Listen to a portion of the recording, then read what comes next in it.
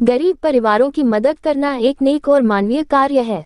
भगवान ने हमें इंसान के रूप में जन्म दिया है और हमें अपनी क्षमता और सामर्थ्य के अनुसार दूसरों की मदद करनी चाहिए। गरीब परिवारों की मदद करने से न केवल उनकी आर्थिक स्थिति में सुधार होता है, बल्कि इससे समाज में भी एकता और सौहार्द बढ़ता है। हमें गरीब परिवारों की मदद करने के लिए निम्नलिखित तरीकों से काम करना चाहिए। 1. आर्थिक मदद। गरीब परिवारों को आर्थिक मदद प्रदान करना, जैसे कि उन्हें पैसे या आवश्यक सामग्री देना। 2. शिक्षा और स्वास्थ्य। गरीब परिवारों के बच्चों को शिक्षा प्रदान करना और उनके स्वास्थ्य का ध्यान रखना। 3. रोजगार के अवसर। गरीब परिवारों को रोजगार के अवसर प्रदान करना, जिससे वे अपनी आजीविका कमा सकें। 4. सामाजिक समर्थन। गरीब परिवारों को सामाजिक समर्थन प्रदान करना, जैसे कि उन्हें समाज में सम्मान और आत्मविश्वास दिलाना।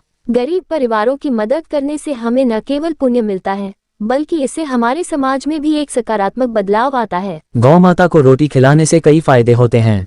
शास्त्रों के अनुसार गाय में 33 कोटि देवी देवताओं का वास होता है और उन्हें रोटी खिलाने से ये देवता प्रसन्न होते हैं। इससे घर में सुख समृद्धि आती है और व्यक्ति की मनोकामनाएं पूरी होती हैं। गौ माता को रोटी खिलाने के फायदे।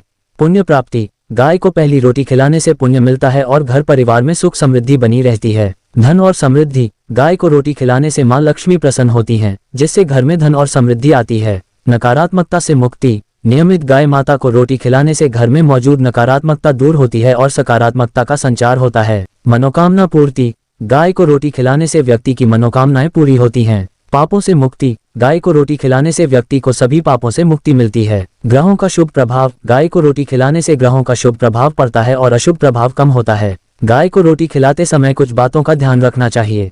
गाय को कभी भी खाली रोटी नहीं देनी चाहिए, गुड़ या चीनी के साथ रोटी खिलानी चाहिए। गाय को बासी रोटी नहीं खिलानी चाहिए। गाय को रोटी देते समय मंत्रों का जाप करना चाहिए, जैसे कि मातर्ममाभिषित सफलम कुरु नंदिनी। सनातन धर्म में गाय को माता मानने के कई कारण हैं। गाय का दूध पवित्र माना जाता है। गाय का दूध न केवल पौष्टिक होता है, बल्कि यह पवित्र भी माना जाता है, क्योंकि गाय अपने बच्चे को पिलाने के बाद बचे हुए दूध को हमें देने की इजाजत देती है। गाय में मानवीय भावनाएं होती हैं। गाय एक ऐसा जानवर है जो आपके दुख और तकलीफ को समझती है और आपके कष्ट पर आंसू भी बहाती है। गाय के शरीर में देवताओं का वास। भविष्य पुराण के अनुसार गाय के पृष्ठदेश में ब्रह्मा, गले में भगवान विष्णु और मध्य भाग में सभी देवताओं का वास होता है। गाय का महत्व वैदिक काल से ही गाय को धन और पवित्रता का प्रतीक माना जाता है। गाय के दूध, गोमूत्र और गोबर के कई फायदे हैं जो हमारे जीवन को आसान बनाते हैं। इंसान को गौवंश के लिए निम्नलिखित कार्य करने चाहिए। गौ सेवा। गाय की सेवा करना और उनकी देखभाल करना हमारा कर्तव्य है। इससे न केवल गाय को लाभ होता है, बल्कि हमारे मानसिक और आध्यात्मिक विकास में भी मदद मिलती है। गौ संरक्षण। गायों को संरक्षित करना और उनकी संख्या बढ़ाने के लिए काम करना चाहिए। इससे हमारी संस्कृति और परंपरा को बचाया जा सकता है। गौदान। गाय का दान करना एक पुण्य कार्य माना जाता है। इससे हमारे पापों का नाश होता है और हमें मोक्ष की प्राप्ति होती है। गौ माता की पूजा। गाय की पूजा करना और उनकी महिमा को समझना चाहिए। इससे हमारा पता है श्री ब्रज गोवर्धन गौसेवा संस्थान, गौशाला, पूनाट रोड, NR अग्रवाल पेपर मिल के बाजू में सरी गांव। इस गौशाला में गौवंश की निःशुल्क सेवा एवं घायल गौवंश का इलाज किया जाता है। आप अपने भाई बंधु परिवार सहित एक बार अवश्य पधारे। आप अपनी नजरों से खुद देखें और अनुभव करें, फिर विश्वास करें। गौसेवा हर मानव का धर्म है। सनातन धर्म में गाय को माता का दर्जा दिया गया है। भूतकाल में हमारे और आपके बुजुर्ग गौवंश की सेवा करते थे एवं खेदूत गाय बैल को अपनी संतान की तरह संभालते थे।